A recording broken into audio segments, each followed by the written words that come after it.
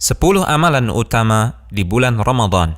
Pertama, melakukan ibadah puasa. Rasulullah SAW bersabda yang artinya, barang siapa yang berpuasa Ramadan dengan penuh keimanan dan mengharapkan pahala, maka akan diampuni dosanya yang telah lalu.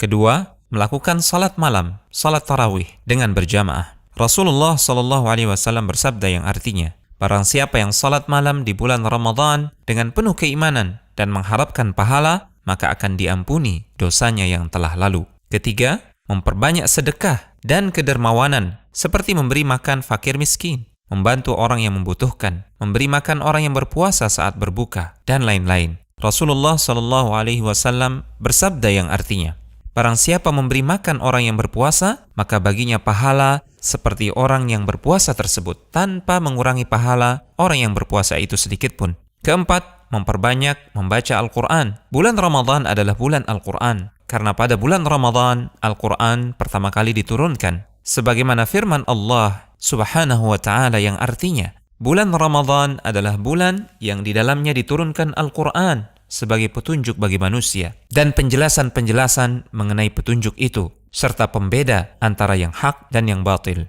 Kelima, melaksanakan ibadah umrah. Rasulullah SAW bersabda yang artinya, umrah pada bulan Ramadan sama pahalanya seperti melakukan haji. Keenam, melakukan i'tikaf di masjid. Dari Aisyah radhiyallahu taala anha, beliau mengisahkan, sesungguhnya Rasulullah SAW melakukan i'tikaf di 10 hari terakhir Ramadan hingga Allah Subhanahu wa taala mewafatkan beliau. Kemudian para istri beliau sepeninggal beliau juga melakukan i'tikaf.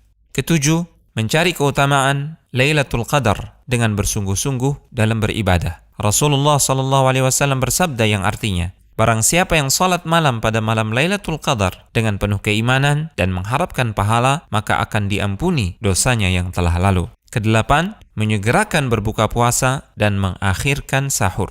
Rasulullah SAW bersabda yang artinya, senantiasa manusia dalam keadaan baik selama mereka menyegerakan berbuka. Rasulullah SAW juga bersabda, lakukanlah santap sahur, karena dalam santap sahur terdapat keberkahan. 9. Memperbanyak zikir, doa, dan istighfar. Rasulullah SAW bersabda yang artinya, sesungguhnya orang yang berpuasa ketika ia berbuka, doanya tidak akan ditolak. 10. Membayar zakat fitrah. Dari Ibnu Abbas radhiyallahu taala anhuma, beliau berkata, Rasulullah SAW mewajibkan zakat fitrah untuk mensucikan orang-orang yang berpuasa dari kesia-siaan dan kata-kata yang keji, dan juga untuk memberi makan fakir miskin. Barang siapa yang menunaikannya sebelum salat hari raya, maka zakatnya diterima, dan barang siapa yang menunaikannya setelah salat, maka itu hanyalah sedekah di antara sedekah biasa. Al-Hujjah.com